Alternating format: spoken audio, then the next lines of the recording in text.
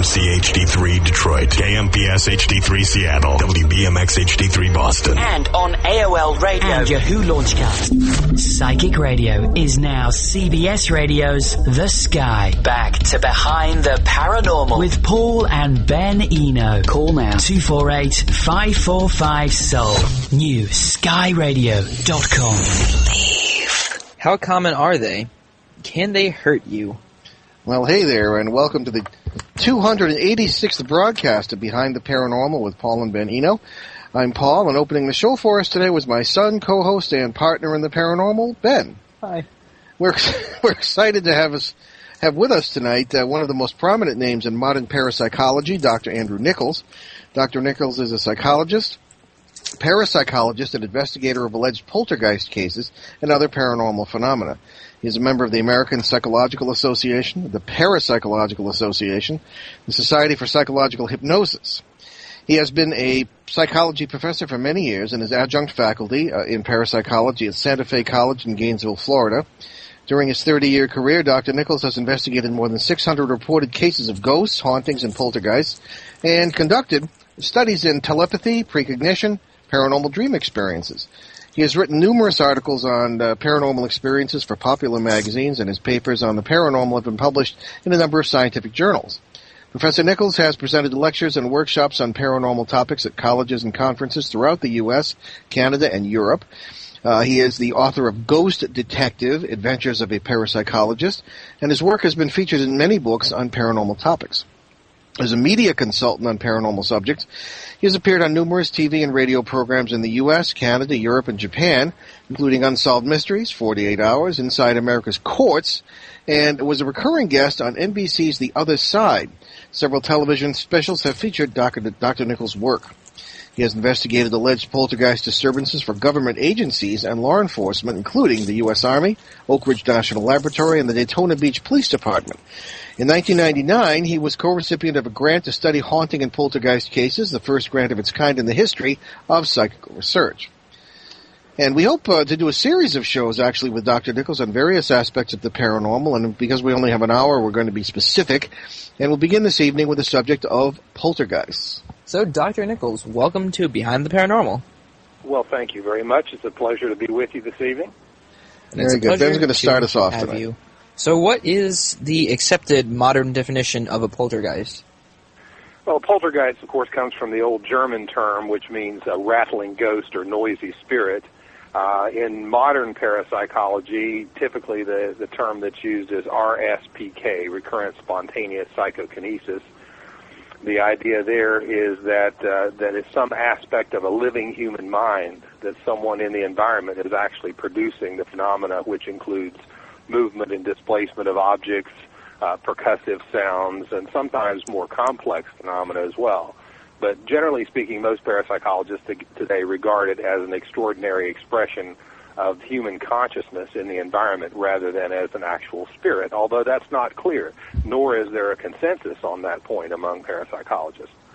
Then that brings up the question, what is consciousness? But we don't have time to go into that. So we have to 25 words or less. Yes. Pretty extensive question. Yes. Yes, we'd have to do a complete. And the answer is we don't know. That's right. Yeah. We don't. That's the motto of this show. Everything you know is wrong. Yes. Anyway. It's non-localized. Anyway, so on to our next question that has nothing to do with that. Does your own experience agree with the definition you just gave? Yes and no, and the answer really is a little more complex, and that is that there really appear to be two different types of phenomena, which we collectively refer to as poltergeist phenomena. The first, which are sometimes referred to as type 1 poltergeists or crude poltergeists, do appear to be genuine RSPK. In other words, there always is a living focal agent, often an adolescent between the ages of 11 and 20, more often a girl than a boy, although that demographic has changed somewhat over about the last 75 years. It's almost 50-50 now, a slight tendency to be more often a female.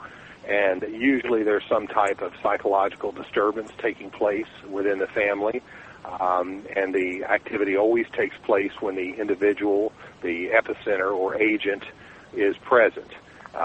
Very rarely do you have any type of activity take place greater than 30 yards from the individual that's the agent. And usually it's pretty easy to identify who the agent is.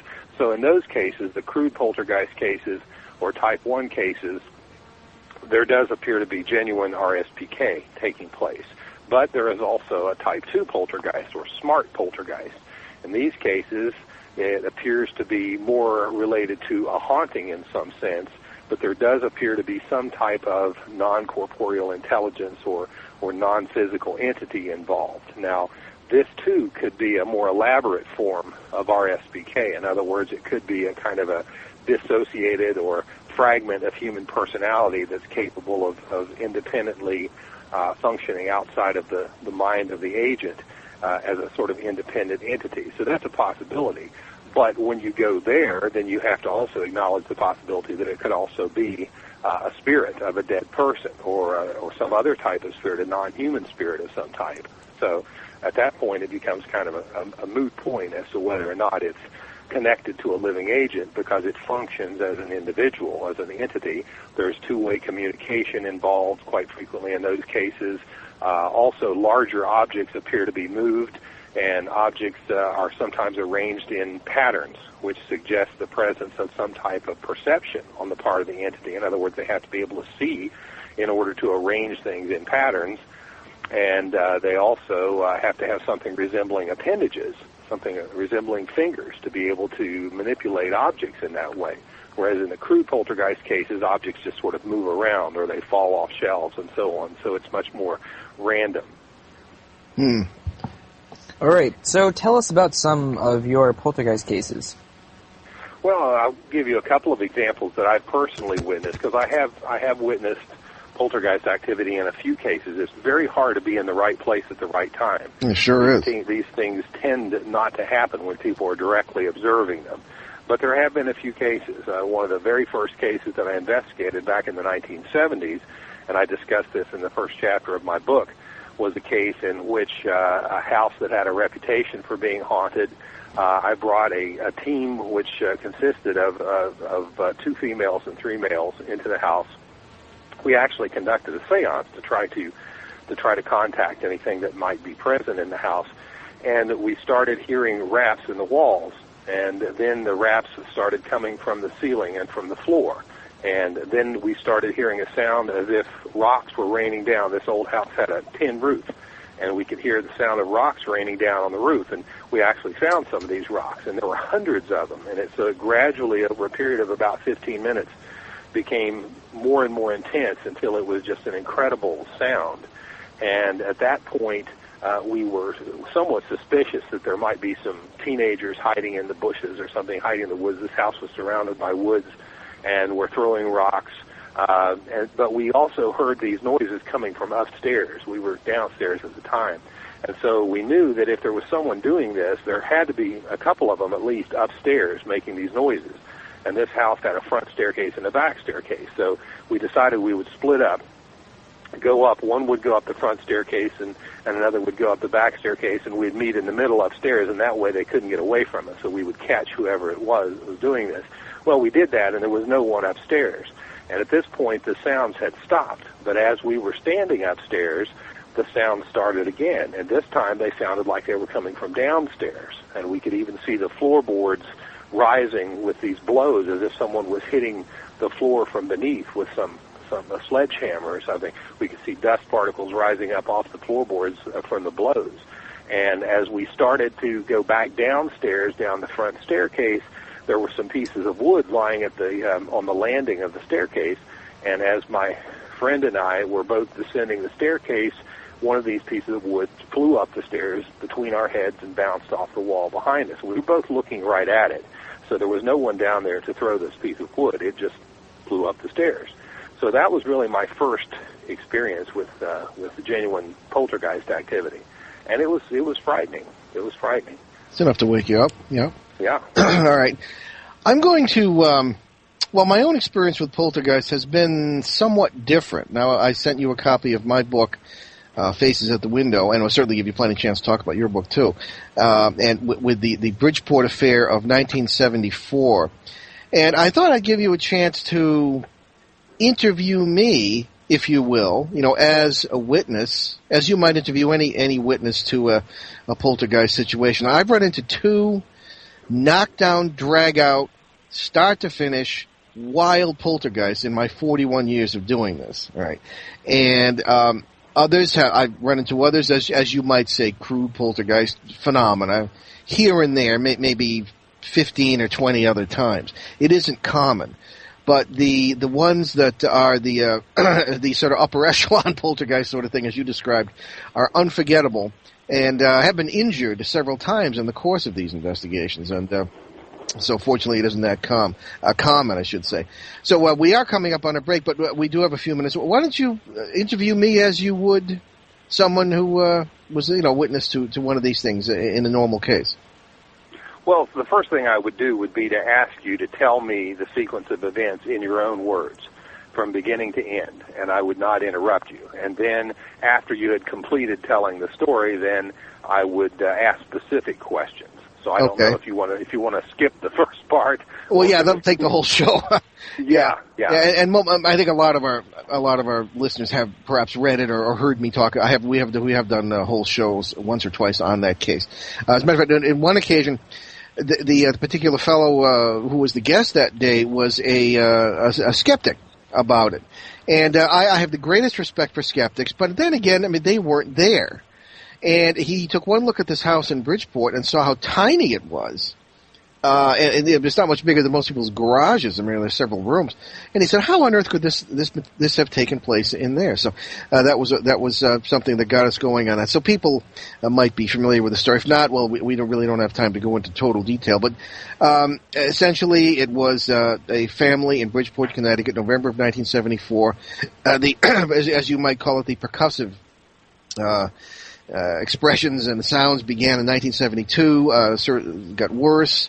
The background was the family had an adopted child who seemed to be I don't know if I believe in agents, and just from my own experience with this, but that is what you probably would call her. The situation escalated in 1974. There were one or two incidents, window breaking from the inside when no one was in the room, and of wet footsteps seen at the door of the house on a perfectly dry evening. Many wrappings on the walls and the floors, witnessed by many people. And, of course, finally, in November of 74, the sort of explosion, the psychokinetic activity involving, clothing, appliances, instruments flying, instruments such as utensils flying around, television sets, and then this was going on when I got involved in the case. I was there for 3 days and witnessed this in the presence of police officers and fire officials and this sort of thing, and also Ed and Lorraine Warren, who are controversial experts, but certainly the grandfather of modern quote-unquote ghost hunting.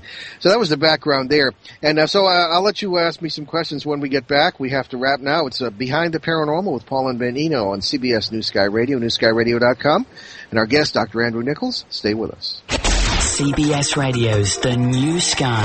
NewSkyRadio.com. This is the Lisa J. Smith Show.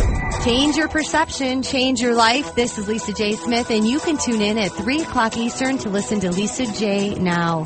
I'm here to give you messages from Spirit and to help you have a new way of looking at life. That's at 3 o'clock Eastern on CBS Radio, The Sky. Look up to the sky. Psychic Radio is now CBS Radio's The Sky. Reach out, newskyradio.com. Enlighten, empower, enrich. This is CBS Radio's The New Sky.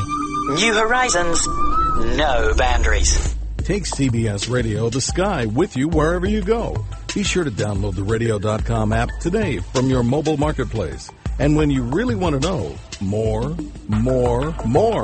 be sure to visit newskyradio.com. Get in deep with exclusive articles and Sky News. Get your weekly horoscope and the inside scoop on host events. Radio.com and newskyradio.com. Stay connected. Hi, I'm Neil deGrasse Tyson, astrophysicist and host of Star Talk Radio. Join me every week where I have celebrity guests, experts, and comedic co-hosts, where our task is to bring the universe down to Earth.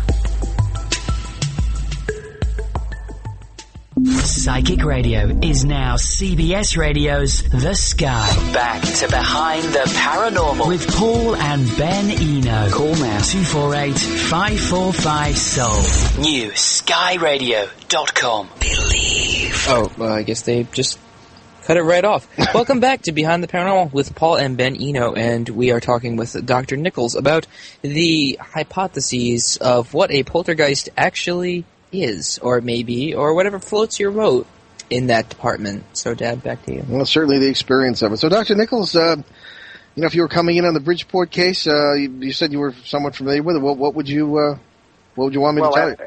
After having gone through the sequence of events in as much detail as I could get you to do so, I would ask you a few questions, such as, who was always present? Was there any particular person who was always present when these events took place? Yeah, well, I have to say yes, because this couple was in their 40s, and the young girl was 10 years old. Her name was Marcia, and she had been. And this is one of the things that I noticed right off. She had been kept in this house for 6 weeks, not allowed to go out, because she had been bullied at school, as we would say today, and matter of fact, physically attacked to the point where her back had been hurt. And she was not in any sort of pain, or it wasn't a debilitating attack, however, but it was nevertheless very upsetting to her parents, who were extremely protective. All the neighbors told me that. So the family was always present. My job was assigned by Ed and Lorraine Warren, as I say, the original ghost people, I think, from Connecticut, was to keep an eye on the little girl and make sure she wasn't doing any of these things herself, right? There were a number of people coming and going, which today I would never have allowed, including members of the press. There were police officers and firefighters from the city of Bridgeport coming in. And on one occasion, the first major thing that happened to me while I was there was that I was in the kitchen with several police officers and firefighters, and the refrigerator picked itself up, turned itself around, put itself back down again. Not something you see every day. So there were things.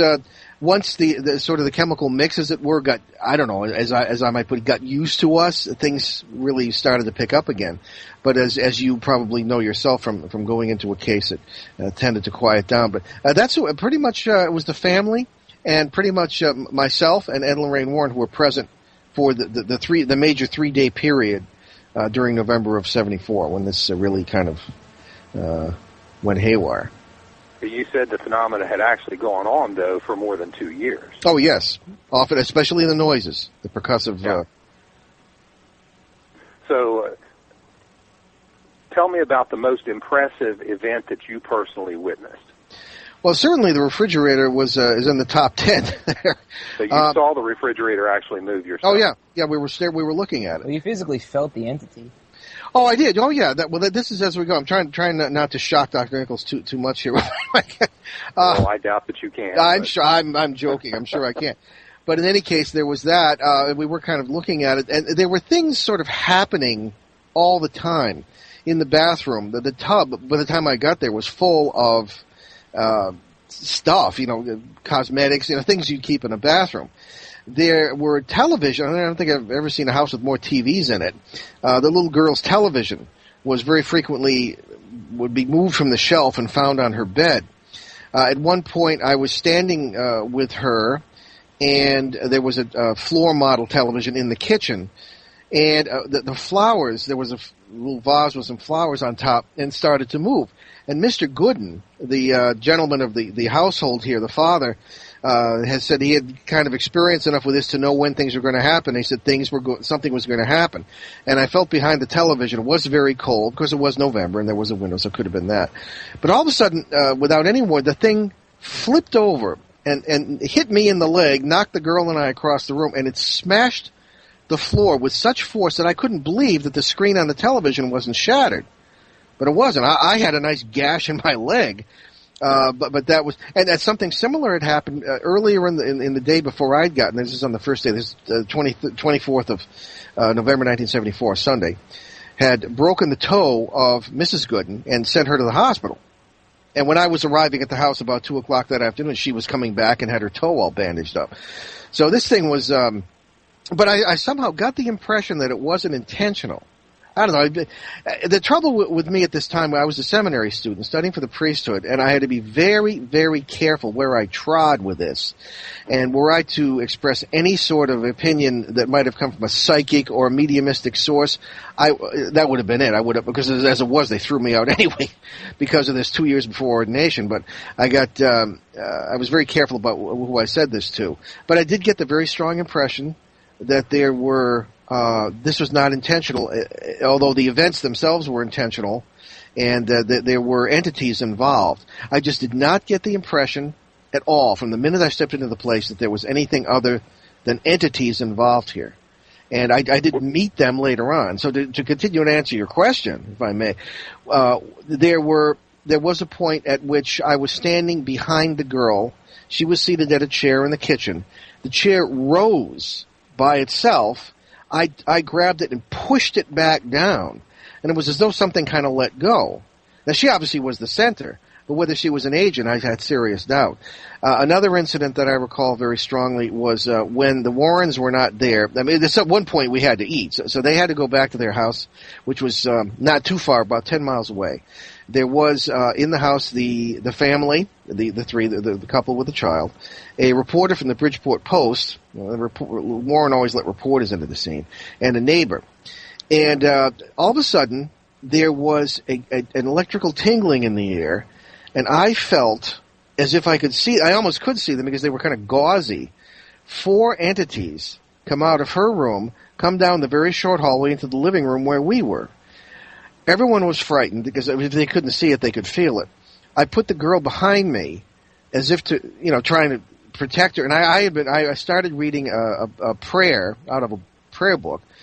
And this thing, one of them walked right up to me. And you could see, it was almost, I couldn't see, like something, but I could see a gauzy shape, almost like a nun-like shape. And the thing got around, I pushed again, I felt bone structure. I felt this was a physical being. And this is what I'm constantly talking about, when we believe in the sort of the physicality of the paranormal and what I believe is the nonsense of the spiritualist approach. Anyway, the thing pushed back, believe it or not, and got around it and threw the girl across the room.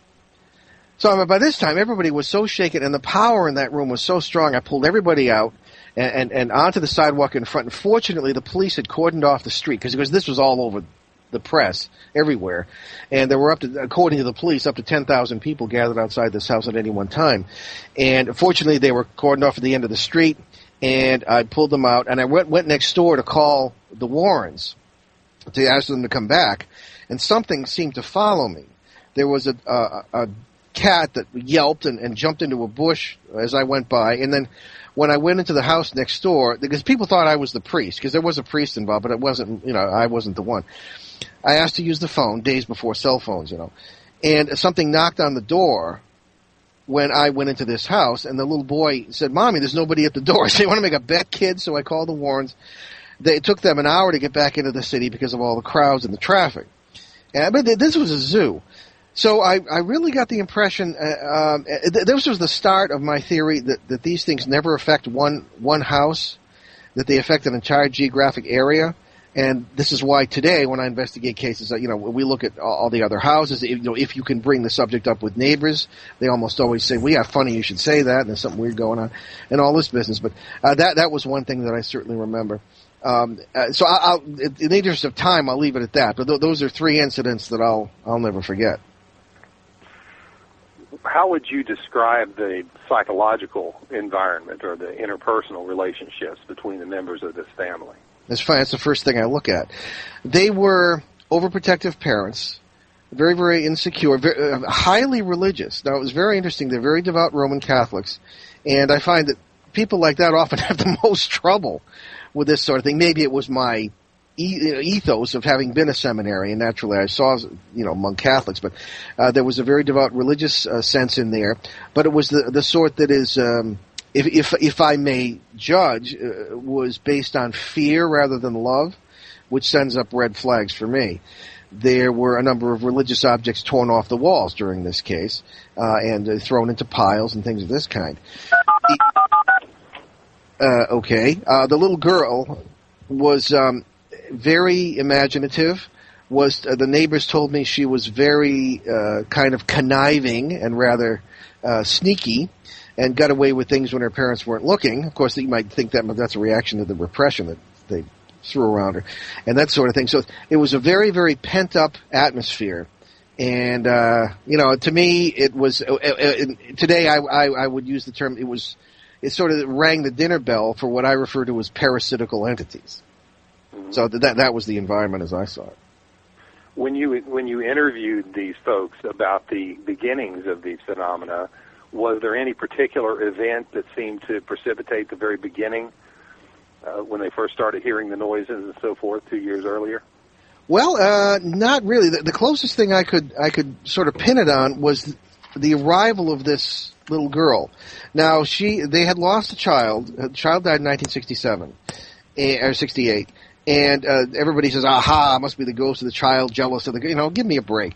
But the little girl was sort of an interesting type who may have, I don't know, certainly had, because as you suggest, everyone who's involved here has a part to play in why these things occur, when they occur, and how serious they can be. I think it might have been from about the time that she arrived. This thing started getting a little strange. Now, she was of Iroquois descent and was adopted from a reservation, all right, if that means anything. So that was essentially, I'd say, might be part of it. There was a culture clash as well, undoubtedly. Seemingly, yeah. But she was young enough so that it didn't really bother her. But she was a very powerful personality, very interesting child, very intelligent, was very devoted to her cat. And one of the things I won't forget that I think had nothing to do with the phenomena, but was that there were allegations the cat could talk. Now, I thought, to me, any fool could see she was making the noises, but I'll never forget the sight of reporters from NBC, ABC, and dear old CBS, standing around holding microphones up to this cat, asking the cat to say something. Because this is close enough to New York, so they all descended on us, too. So you mentioned the bathroom, but other than the bathroom, were there any particular spots in the house or any particular objects that were repeatedly affected? Yes, electrical appliances, something that, I have a theory about, too. I'm sure you do, too. But the basement was particularly quiet, which kind of surprised me. The bedrooms, and again, a very, very tiny house, very small house. The furniture in the living room occasionally would flip over. There would be... particularly, I always, base it on the presence of water and plumbing. The bathroom and certainly the appliances. Anything electrical or plumbing related, water related, of course, which supposedly, certainly conducts EMF fields. I always thought had something to do with, but those seem to be the active areas. But anything electrical or water related areas close to that would see things flipping over and falling off shelves and things of this kind.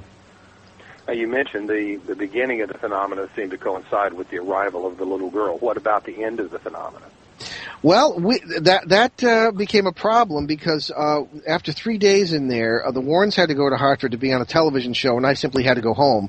I was on vacation from the seminary, and then I was going to come back that afternoon. And before I left, Mrs. Goodman hugged me and said, "Oh, thank you for everything you're doing for us. Marcy really appreciates it. We appreciate it." And sure, I come back hours later, and there's a cop who threw me off the property. Because as soon as we left, the Bridgeport police moved in, including high-ranking officers from what I was told, and told them, this is it, the city's tied up in knots, this has to stop. So out comes a press release saying that the kid did everything, and everybody made everything up, and some goofy theories that were more ridiculous than what actually happened. And it all descended into a sort of a political battle. Now, from the best information that Ed Warren gave me afterwards, and that I could find out myself, was that the phenomena continued, although less so. They had to sink the Christmas tree that year in concrete because it kept moving. And finally, a for sale sign appeared early the following year at the house. They just couldn't deal with it anymore. Supposedly, the child was taken to the now mercifully closed Fairfield Hills Psychiatric Institution and was tested, and the supposedly phenomena there were witnessed by hospital staff. I've been present at hospitals when that has happened, but not at that particular hospital with little Marcy. So supposedly things went on, and then it sort of faded into oblivion. We received no more information, and the whole thing sort of continued on the airwaves with the battle between the Warrens and me and the Bridgeport police. So I don't really know how it ended. If you had your best speculation, what would you say would be the total duration of the phenomena? From start to finish? Well, if there has been a finish, 4 to 5 years. Okay. From what I've heard. Now, supposedly the girl has, now not a girl anymore, of course, a young lady, probably in her 30s, moved to California. I have not had any contact whatsoever, but I would suspect that type of personality, she might be able to report various paranormal experiences here and there throughout her life. Now, the gauzy figures that you saw and that you felt physically, you said that there were other people that were in a position to see these figures, but that no one saw them but you. Is that correct? Oh, no, I didn't say that. There were others who reported, because the problem with researching this, because the people from Duke came up, was that everybody had different stories. I mean, naturally, the eyewitnesses are standing in different places, seeing different things, but everybody felt the arrival, if I might say, of these things. And one thing I didn't mention that was really strange, Mr. Gooden went into the kitchen when I said that this is starting, when I suggested this is starting to happen. Everybody felt it, including the reporter. And he began chanting in a beautiful Latin, in a beautiful bass voice, what sounded to me a part of the Benedictine funeral mass. And this guy, the guy worked in a factory. I mean, he didn't know Latin. So I wrote that down as a big question mark. And then these things seemed to arrive. And everybody to some degree felt them or saw them. So how many people would you say actually visually observed them? Okay, well, all right, visually in one form or another. The little girl, me, the parents, that's 4, the reporter, that's 5, and the neighbor, that's 6. At the same time, simultaneously? Yes, yeah. Okay. And so you've given me some idea of... I'm afraid we have another break here. Sorry to interrupt. Oh, okay. Okay, but you're listening to Behind the Paranormal on CBS with Paul and Ben Eno, of course, on CBS New Sky Radio, newskyradio.com. We'll be right back after our break with Dr. Andrew Nichols and our conversation about poltergeists, so stick with us.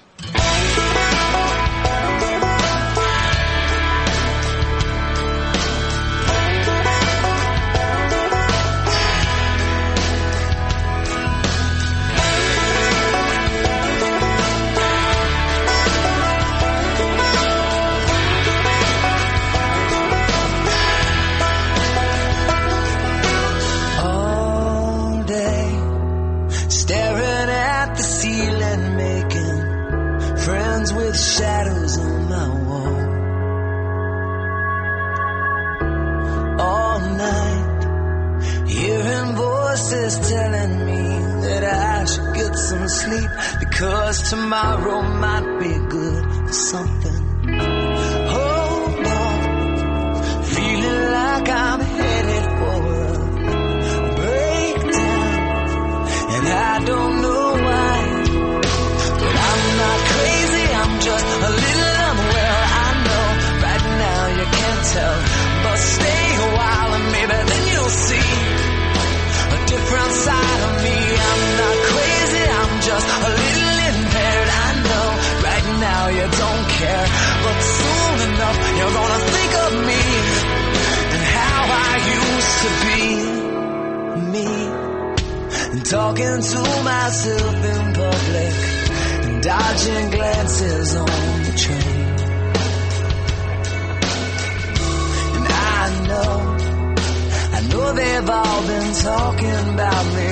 I can hear them whisper, and it makes me think there must be something wrong with me. Out of all the hours thinking, somehow I've lost my mind. But I'm not crazy, I'm just a little unwell, I know, right now you can't tell, but stay a while and maybe then you'll see a different side of me. I'm not crazy, I'm just a little impaired, I know, right now you don't care, but soon enough you're gonna think of me and how I used to be. I've been talking in my sleep.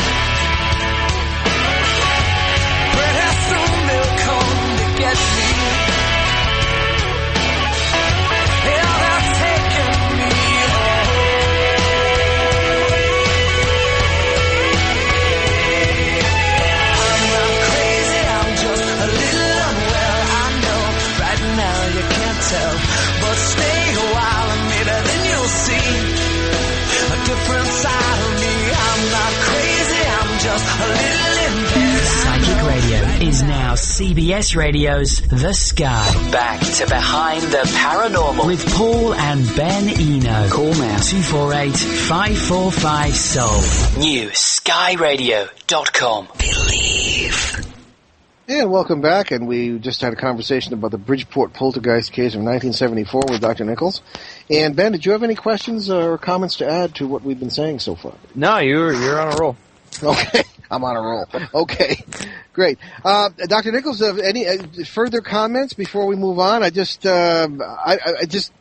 perhaps about my goofy theories of how physical this all really is, and entities? Well, that's exactly where I was going to go. As a matter of fact, okay. I think that the question I would have, you've made it clear that you believe that these are some type of independent entities. Well, I believe in the parallel worlds theory, so I think that's why they're physical, if that's the case. Well, or quasi-physical. Yeah. I mean, they're certainly not physical in the same sense that the telephone is physical or the desk that you're sitting at is physical, but they do seem to have some physical characteristics, that's for sure. But so basically my question, and I always ask people this in cases, is, when all is said and done, what is your theory? What do you think is going on? You were there, I wasn't, so you tell me what you think it was.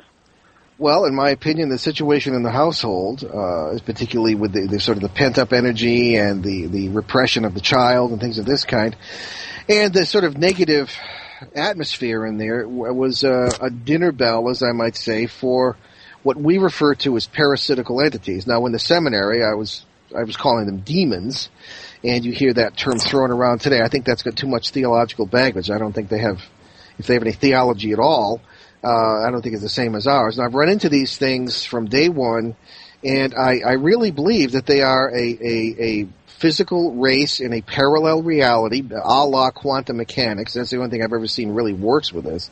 And that they have even a culture, certain leaders, very intelligent, learn very quickly, and what they do is feed upon our negative energy. I can't put any scientific finger on that. I don't think science is quite up to this in the first place. But this is again from just being in the trenches with these things, and it does seem to work when we've approached it from this point of view. We're not the only ones who do this. Approached it from this point of view, everything changes. I mean, the whole thing seems to become something bigger than just dead people or Casper the Ghost. Yeah, demons or anything like this. So this was the first introduction to my way of thinking, to the theories and methods that I later developed that may or may not be correct, but that showed me that this is something a lot more than maybe what most people think it is, maybe because most people haven't actually experienced it. They theorize about it, but they haven't experienced it. So I think that we were dealing with parasitical entities that got so much to eat, literally, that they developed into these critters that could affect the physical environment in our realm to the point that they did. And I've seen cases, as in the other case too, I've seen that they sort of run out of steam sooner or later, and they look for greener pastures. But I think they're just creatures. Do you think that the emotional turbulence created in this somewhat dysfunctional family was a source of energy, a source of nourishment for them? Definitely, yeah. Okay. Again, see it time and again. So let me ask you this. What is it that leads you to conclude that these are separate and distinct entities rather than some type of dissociated part of the unconscious minds of someone who's living in the environment? Well, when you have a physical battle with one and you walk away with gashes on your leg, you think it kind of influences your opinion somewhat. I can't emphasize enough that this, and people have often asked me, well, what sort of bone structure did it feel like? And it was all, I'm not a biologist or an anatomist, but all I could think of was it was almost bird-like. It was very strange. I mean, nobody was more surprised than I was. And there are other physical things that occur in our paranormal work that have led me to believe that we're dealing with parallel worlds that are just as physical with ours in many cases, and that the spiritualist thing just doesn't do it. I'm sorry, go ahead. No, I was just going to say, no, I think you're kind of missing the question to some degree. Okay. You know, if we agree that the phenomena are physical in nature, at least sometimes, or quasi-physical, then still that doesn't preclude that it could be some aspect of the person's mind causing the physical or quasi-physical. So my question really is, what makes you conclude that that's not, in fact, what it is, given that you do have a person there, at least one person, within this family unit who is consistent with the psychological profile of poltergeist agents that we've seen in other cases.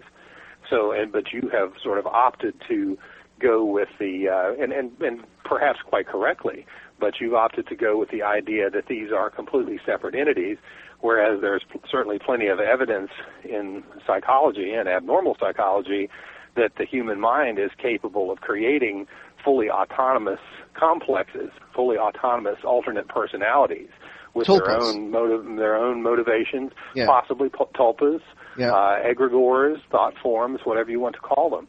But a creation of the subconscious mind of one or more individuals could theoretically have its own motivations, its own personality style, you know, and certainly could perform physical or quasi-physical feats in the same way that a physical being might.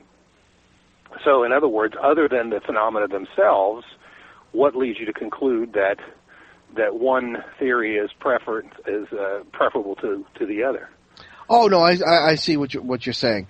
No, actually, I don't disagree with you. I think that there is a certain unified system here in which both theories are correct, in a sense. Okay, my problem is that not problem, but I think the context my thought is coming out of is not just this one case, but seeing I like to think some sort of big picture of the activities that I've seen, or that even Ben and I now see, with these what we call the parasites, their modus operandi, the commonalities among the various cases we see them operating in. However, that does not mean, and we're the first ones to look at the involvement and the nature of the people and how susceptible they are and how much they participate in the activity. So it's not, so we don't see really anything as separate from anything else in these cases. These entities, I think, are life forms on their own, but they're not separate from any other. I don't think this is what's led me sort of into a philosophy of the paranormal that's based on my last book, Turning Home, that we're dealing with something here that is a unified system, that you can't look at it from the Western materialistic, take it apart, pigeonhole point of view. You can't learn things about things by taking them apart, in my opinion. You learn things by putting them together. And I think you're absolutely right. I think, in fact, that's really the one message, really, that parapsychology reveals. You know, if people ask me, you know, what is it that parapsychology has provided with us more than anything else? And the answer to that question, in my opinion, is the idea that the encapsulated self is really an illusion.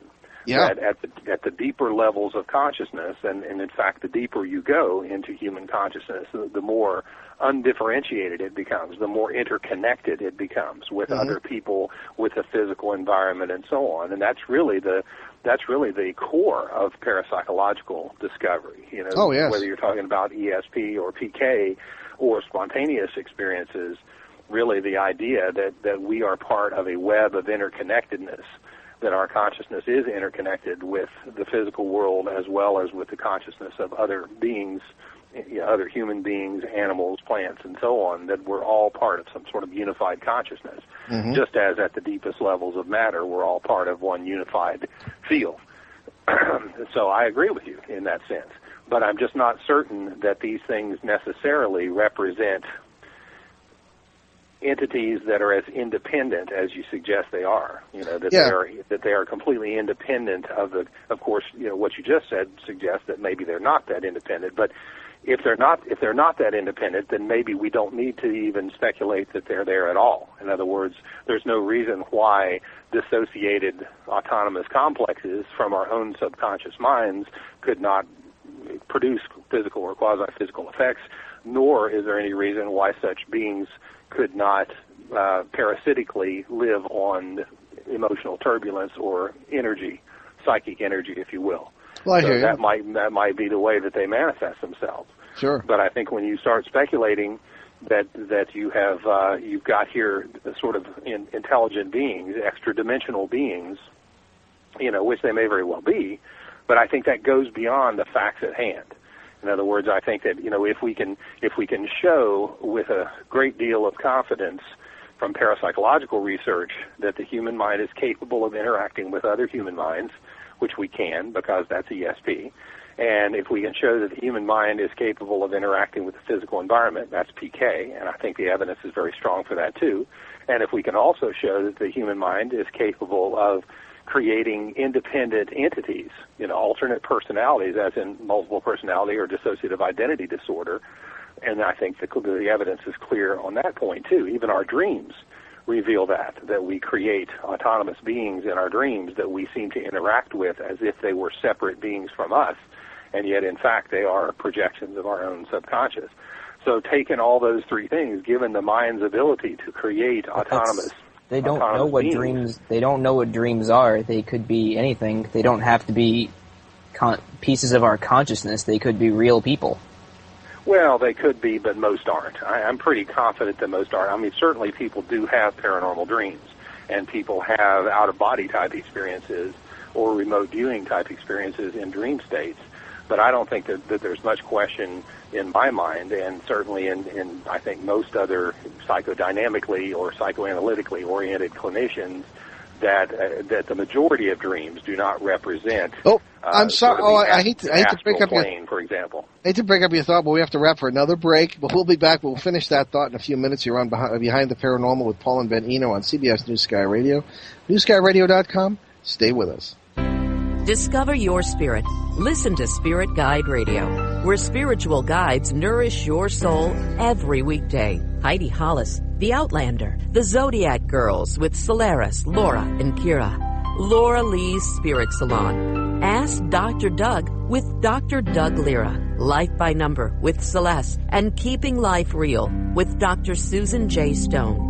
It's Spiritually Speaking Radio, Spirit Guide Radio, at 11 p.m. Eastern on New Sky Radio, newskyradio.com. New horizons, no boundaries. New Sky Radio, powered by CBS. New Sky Radio, newskyradio.com, and Psychic Radio, psychiconair.com, powered by CBS Radio. AOL and Yahoo is unlike any talk radio station, with a mission to improve the world one listener at a time. This is where you can be the star of your own show. Our listeners are truly unique, truly interactive, and passionate about their world, the sky, and Psychic Radio listeners genuinely care about the environment, social justice, their personal health, and raising people up to live their best life every day. Our motto is New Horizons, no boundaries. New age views, life coaching, psychic analysis, alternative medicine, and cutting-edge mind, body, and spirit shows can all be found on the Sky and Psychic Radio. Perhaps you have what it takes to join our broadcast family. An open mind, a great idea, and a passion for enriching lives. Check out all the exciting details by clicking the microphone on our homepage at newskyradio.com or give Lisa Rodman a call at 248-546-9600 to learn just how affordable it can be to host a show.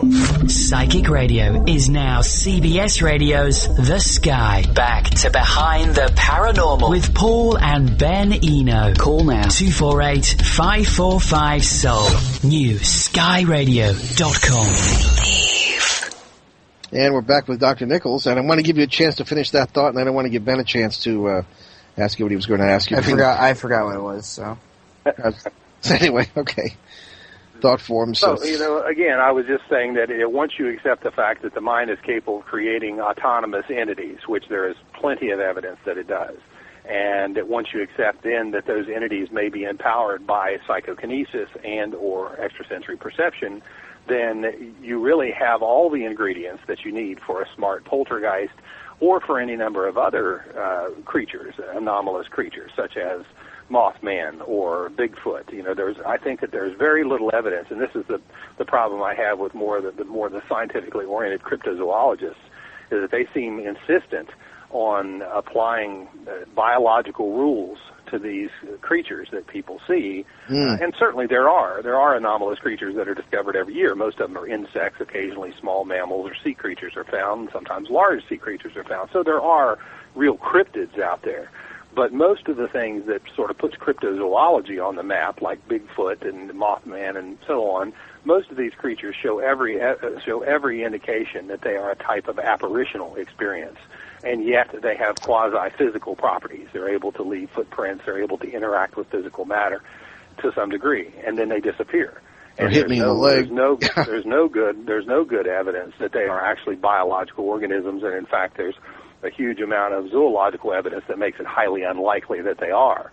And so given that, I don't see any reason to make any great distinction between that type of entity encounter and the types of entity encounters that people experience in hauntings or in poltergeist cases. They appear to be all sort of a facet of the same thing. And it seems to be sort of the mythic component of the unconscious mind that is able to draw forth these, sort of archetypal images and project them into the physical environment, sometimes with a degree of reality that enables other people to see them as well, to enable them to interact with physical matter and leave physical evidence and traces behind.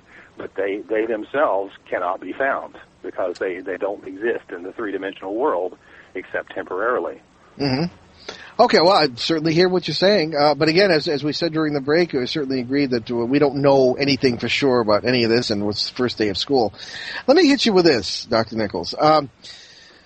This comes from many years of philosophy and dealing with the Aboriginal elders in Australia and getting their opinions on things. And it's the idea that each of us is part of a great whole. We are a unity.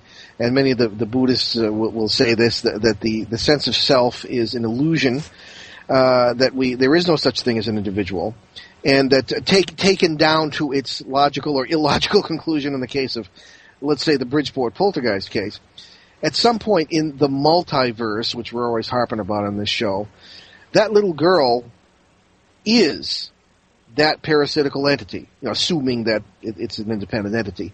And but again, there is no such thing as an independent entity, so the life is a super life that's kind of shared. And we're getting into extremes of transpersonal psychology here, and perhaps theology and things of this kind. This is part of why we believe what we believe, because or what we believe what could be possible, because of this idea of a vast unity in which we are each other. And I think the ancients kind of knew something like that. Even in the Bible, it's present if you read it in Greek. So I just wanted to suggest that may be part of the mix. But again, who knows who's right? That's precisely the conclusion that I've come to. I mean, after decades of doing this type of work, I've come to that exact conclusion. That I like to use an analogy with the ocean. That each wave on the ocean has its own independent characteristics. Just as we have our own independent individuality. But those waves are temporary. They have a beginning.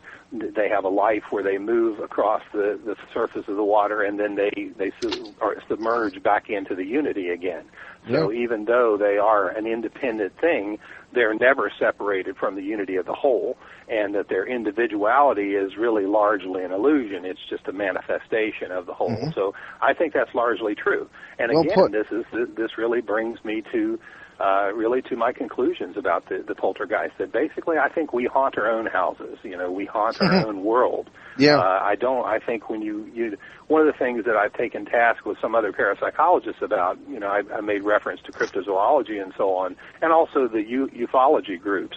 That they tend to try to, as you pointed out, there's a tendency toward reductionism, toward trying to sort of regard these things as completely separate and distinct entities and separate and distinct phenomena, when I think there's plenty of evidence that they overlap and that they are, in fact, interrelated.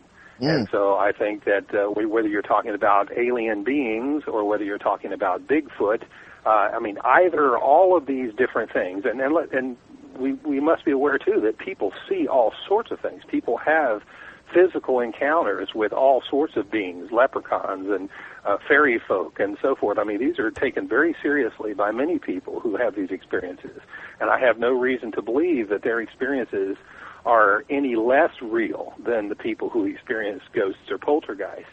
So what we have here is a huge diversity of different manifestations of different, what appear to be different independent entities but which probably, in fact, are different aspects of one large group mind, as you pointed out.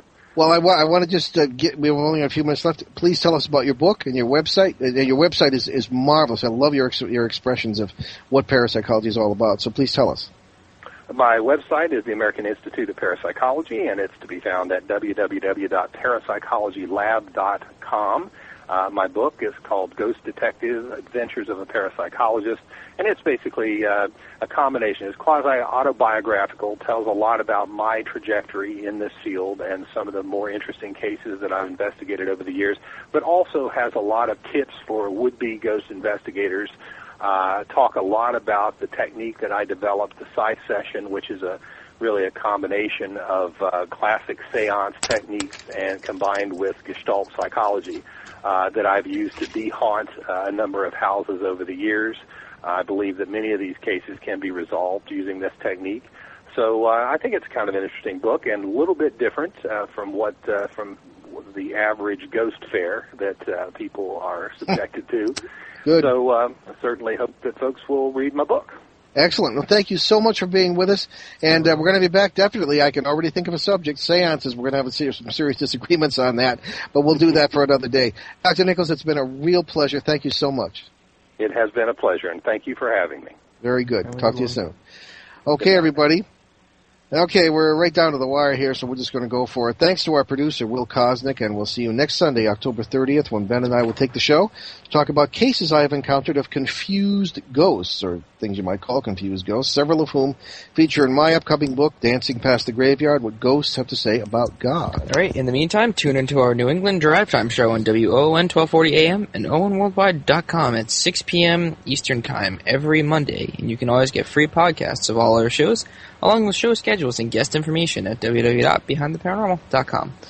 Okay, and we'll leave you with a thought from former U.S. Attorney General John M. Mitchell, quote, "Our attitude toward life determines life's attitude towards us," unquote. Thanks for joining us on a great cosmic journey, and we will see you next time.